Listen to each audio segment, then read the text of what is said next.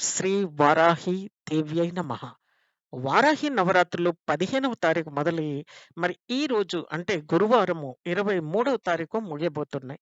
మరి ఈ వారాహి నవరాత్రులు అయిపోయాయి. అయ్యో! మేము ఈ 9 రోజులు పూజ చేయలేకపోయామే. మాకు దీని గురించి ఈ రోజే తెలిసిందే. మాకు దీని గురించి నిన్ననే తెలిసిందే అని అనుకునేవాళ్ళు ఏమాత్రం చింతించాల్సిన అవసరం లేదు. ఈ రోజైనా, ఇప్పుడైనా కూడా మీరు పూజ చేయలేకపోయిన 9 రోజులు చక్కగా ఇలా పూజ చేసుకుంటే మీకనుకున్నవన్నీ అనుకున్నట్టుగానే జరుగుతాయి. మరి ఆ పూజ ఎలా చేయాలో ఇప్పుడు చూద్దాం. రాత్రి అయ్యేలోపు మీరు శుభ్రంగా ఇప్పుడే మీ మదిలో గనక ఈ ఆలోచన వస్తే పూజ చేయాలని, ముందుగా స్నానం చేసి శుభ్రమైన వస్త్రాలు ధరించండి. పట్టు వస్త్రాలే ధరించాలని రూల్ ఏమీ లేదండి. పూజా స్థలం మీరెక్కడ చేయదలుచుకున్నారో అక్కడ శుభ్రం చేసి, వారాహి అమ్మవారి చిత్రపటాన్ని, విగ్రహం ఉంటే విగ్రహాన్ని ప్రతిష్ఠించండి. అంటే కూర్చోబెట్టండి. అక్కడ పెట్టండి. ఒకవేళ మీ దగ్గర ఏది లేకపోయినా మనకు ఇంటర్నెట్‌లో కూడా వారాహి అమ్మవారు అని కొడితే వస్తుందండి. దాన్ని తీసుకొని ఒక అట్ట ముక్క మీద అంటించి కూడా మీరు పెట్టుకోవచ్చు. చాలా సులభమైన పని. మన దీపాన్ని మరి అమ్మవారిని కూర్చోబెట్టిన తర్వాత మీరు శుభ్రంగా అక్కడ పరిసరాలను శుభ్రం చేసుకున్నారు కాబట్టి, ఒక ముగ్గు వేసుకుంటే ముగ్గు వేసుకొని, ఒక నెయ్యి దీపము లేకపోతే నువ్వుల నూనె దీపమైనా మనం పెట్టుకోవచ్చు.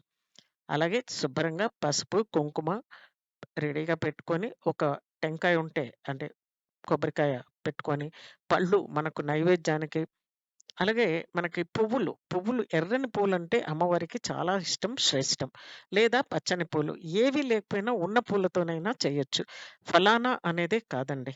మనకి ఆర్భాటాలు అనుకున్నట్టుగా ఇలాగే ఉండాలి అనేది ఏమీ లేదు. వారాహి అమ్మవారు చాలా సులభంగా పలుకుతారు. చాలా సాధారణంగా ఉంటారు.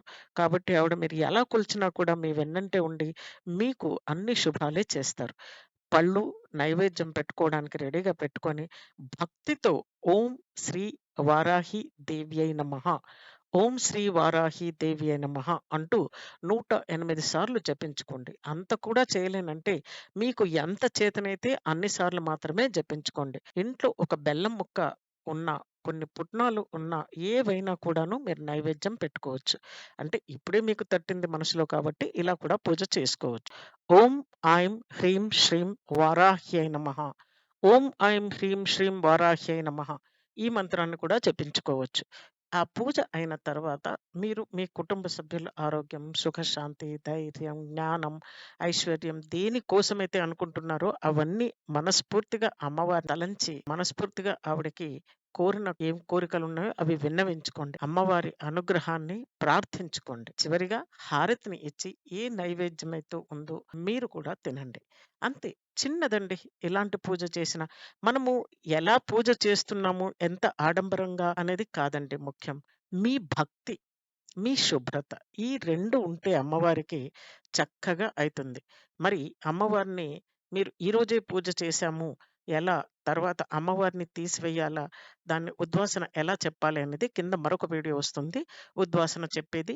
అది కూడా చూడండి. మరి మీకు అమ్మవారు నమ్మకంగా ఉన్నారు, అమ్మవారి మీద విశ్వాసం ఉంది అంటే, ఓం వారాహి దేవ్యై నమః అని కామెంట్ చేయండి. ఓం వారాహి దేవ్యై నమః అని కామెంట్ చేయండి. చూస్తూనే ఉండండి. మీకు ఇష్టమైతే లైక్ చేసి ఫ్రెండ్స్‌తో షేర్ చేసుకోండి. అలాగే మన ఫ్యామిలీలో ఒక మెంబర్ కావాలంటే బెల్ ఐకాన్‌ని హిట్ చేసి సబ్స్క్రైబ్ చేసుకోండి. Thank you.